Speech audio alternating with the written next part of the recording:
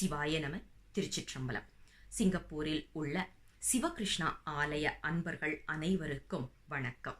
ஓதுவா மூர்த்திகளுக்கும் திருமுறை பயில்கின்ற மாணவர்களுக்கும் அமைப்பாளர்களுக்கும் முதற்கண் வணக்கங்களையும் நன்றிகளையும் உரித்தாக்கிக் கொண்டு இன்றைய சிந்தனை நாம அப்பர் பெருமானுடைய வாக்க அடித்தொட்டு பார்க்க போறோம். சாத்திரமும் தோத்திரமும் ஆனார் தாமே என்று நம்ம அப்பர் பெருமான் சொல்லுவார். அந்த மாதிரி அந்த சாத்திரம்னா என்ன, தோத்திரம்னா என்ன, இரண்டிற்கும் உள்ள வேறுபாடு என்ன என்பதை நாம் பார்க்க போகின்றோம். சாத்திரம் என்பது நமக்கு கண்டிப்பாக தேவைப்படுகின்ற ஒன்று. யோசிச்சு பார்த்தோம்னா 14 சாத்திர நூல்கள் இருக்கு.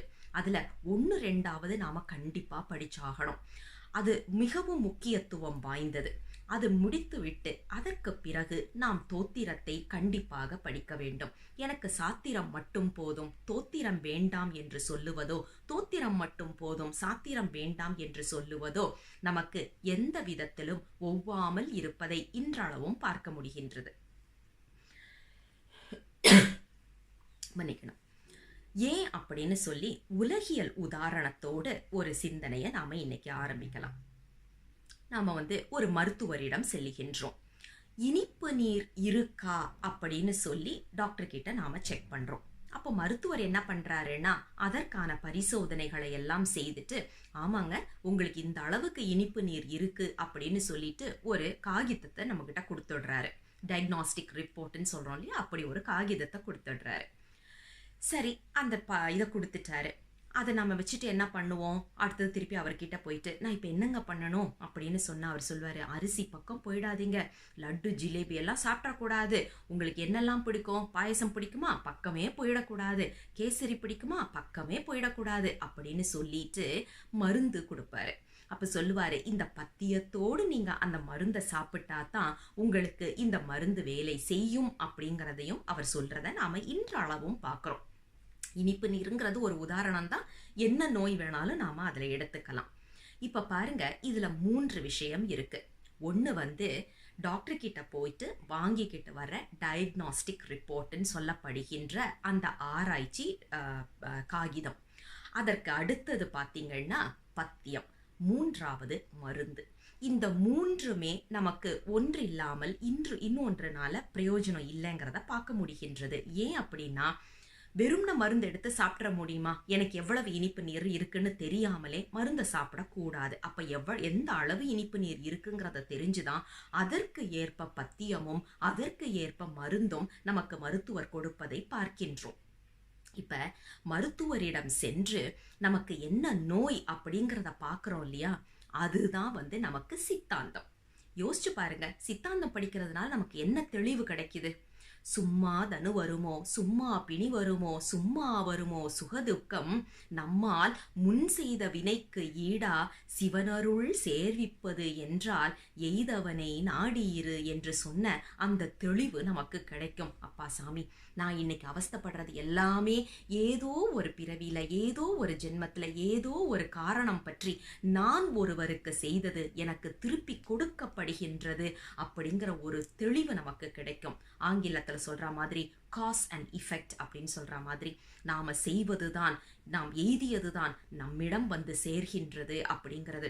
உதாரணத்துக்கு ஒரு பந்தை எடுத்து வேகமா செவுத்துல அடிச்சிங்கன்னா எந்த வேகத்துல எரியிறோமோ அந்த வேகத்துல அது திருப்பி வரும். அப்ப நாம இன்னைக்கு எவ்வளவு கஷ்டப்படுறோம் அப்படிங்கிறத வச்சே நாம எந்த அளவுக்கு நாம கஷ்டத்தை மற்றவர்களுக்கு கொடுத்திருக்கின்றோம் ஒரு காலத்துல அப்படிங்கிறதை நாம புரிந்து கொள்ள முடியும்.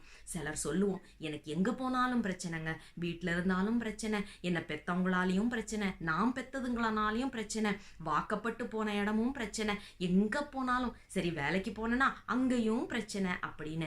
அப்ப நாம தெரிஞ்சுக்கலாம், எல்லாருமே நாம் கொடுத்ததை நமக்கு திருப்பி கொடுக்கின்றார்கள் அப்படிங்கிறத நாம புரிந்து கொள்ள வேண்டும், புரிந்து கொள்ள முடியும். அதற்கு காரணமாக இருப்பது என்பதுதான் சித்தாந்தம்.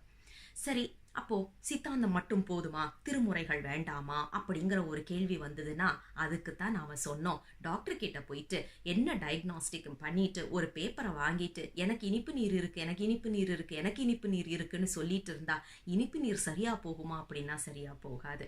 அப்ப என்ன பண்ணணும்? அதற்கான மருந்து எடுத்துக்கொள்ள வேண்டும். மருந்து என்பதுதான் திருமுறை.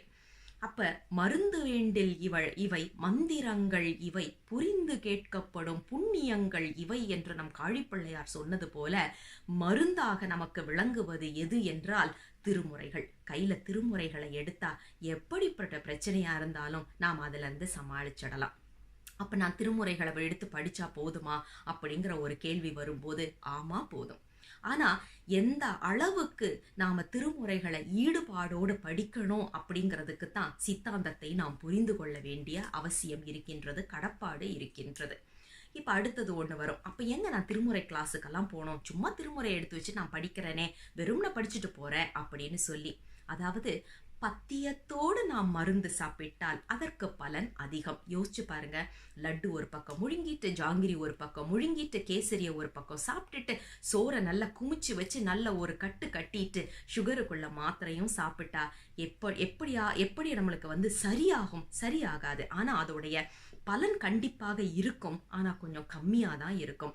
முழு பலன் வேண்டும் அப்படின்னா பத்தியத்தோடு நாம் மருந்தை உட்கொள்ள வேண்டும். அதே மாதிரி பண்ணோடு பாடும்போதுதான் நமக்கு அந்த பலன் முழுமையாக நம்மிடம் கிடைக்கும். அப்படித்தான் நம் அருளாளர்கள் கொடுத்திருக்கின்றார். பண்ணோடு பாட வல்லார்கள் என்றே நமக்கு அருளாளர்கள் சொல்லி இருப்பதை நாம் பார்க்கின்றோம். மருந்து முழுவதுமாக வேலை செய்வதற்கு பத்தியம் எப்படி இன்றியமையாததோ அதுபோல திருமுறைகள் முழுமையாக வேலை செய்வதற்கு பண் என்பது இன்றியமையாதது. ஆனா ஆரம்ப காலத்துல சும்மா படிப்போம், ஏன்னா அப்பந்தான் நம்மளுக்கு ஒரு கான்ஃபிடென்ஸ்ன்றது வரும். அதனால வெறும்ன படிப்போம்.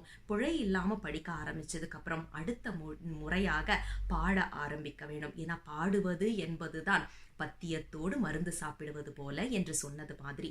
இப்ப இடரினும் தளரினும் எனதொரு நோய் அப்படின்னு படிக்கிறத விட இடரினும் தளரினும் எனதொரு நோய் அப்படின்னு பண்ணோடு நாம பாடும்போது பலன் அதிகம். ஏன்னா உருக்கம் அதிகம்.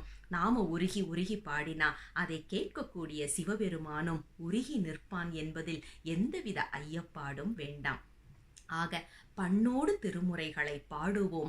சித்தாந்தத்தோடு நாம சேர்த்து திருமுறைகளை பாடும்போது அதன் பலன் அதிகமாக இருப்பதை இன்றளவும் உணர முடிகின்ற காரணத்தினால் பண்ணோடு சித்தாந்த கருத்துக்களோடு திருமுறைகளை பார்த்து திருமுறைகளை படித்து அதை அனுபவித்து அதனால் நமக்கு கிடைக்கக்கூடிய பலனை முழுவதுமாக அடைவோம் என்று சொல்லி இன்றைய உரையை நிறைவுக்கு கொண்டு வருகின்றோம். தென்னாடுடைய சிவனே போற்றி, எந்நாட்டவர்க்கும் இறைவா போற்றி, அண்ணாமலைய வண்ணா போற்றி, கண்ணார் அமுதக் கடலே போற்றி. சிவாய நம. திருச்சிற்றம்பலம்.